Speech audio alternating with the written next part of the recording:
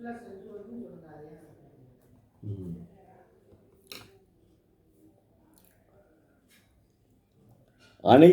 அன்பு உள்ளங்களுக்கும் என் இனிய காலை வணக்கம். இன்று ஒரு குறள். அதிகாரம் 31, வெகுளாமை, கோபம் கொள்ளாமை. குறள் எண் 303. நான் இது நாள் வரை ஒரு வாரமாக ஆன்மீக சுற்றுலாவும் வால்பாறை, பொள்ளாச்சிக்கு அருகிலுள்ள வால்பாறை போன்ற இடங்களுக்கு சென்று வந்ததாலும் நான் திருக்குறளை தொடர்ந்து ஒரு வாரமாக சொல்ல முடியவில்லை என்பதற்கு வருந்துகிறேன்.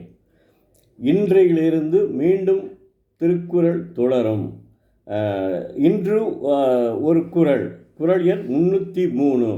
வெகுளாமை தான், கோபம் கொள்ளாமை. வெகுளாமை என்பது கோபம் கொள்ளாமை. மறத்தல் வெகுளியை யார் மாட்டும், தீய பிறத்தல் அதனால் வரும்.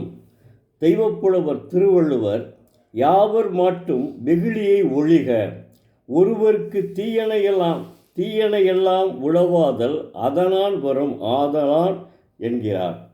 அதாவது சினத்தால் தாங்க தீமை வரவும். பல்வேறு தீமைகள் பிறப்பதற்கு காரணமாக இருப்பது சினம்தான். யார் மீதும் நாம் சினம் கொள்ளாமல் வாழ்ந்தால் நல்லது.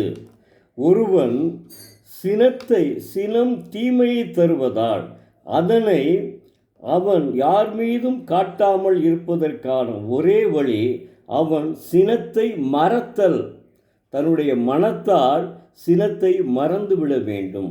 அப்படி மறந்தால் நிச்சயமாக நாம் யாருடனும் சினத்தால் தகராறு செய்ய மாட்டோம். நல்லபடியாக வாழ்வதற்கு வழிகாட்டுகிறார் தெய்வப்புலவர் திருவள்ளுவர். வாழ்க வள்ளுவம், வளர்க அவர் புகழ். நன்றி. நாளை மீண்டும் ஒரு குறளோடு உங்களை சந்திக்கும் எழுத்தாளர் சோ. பரமசிவம், மதுரை.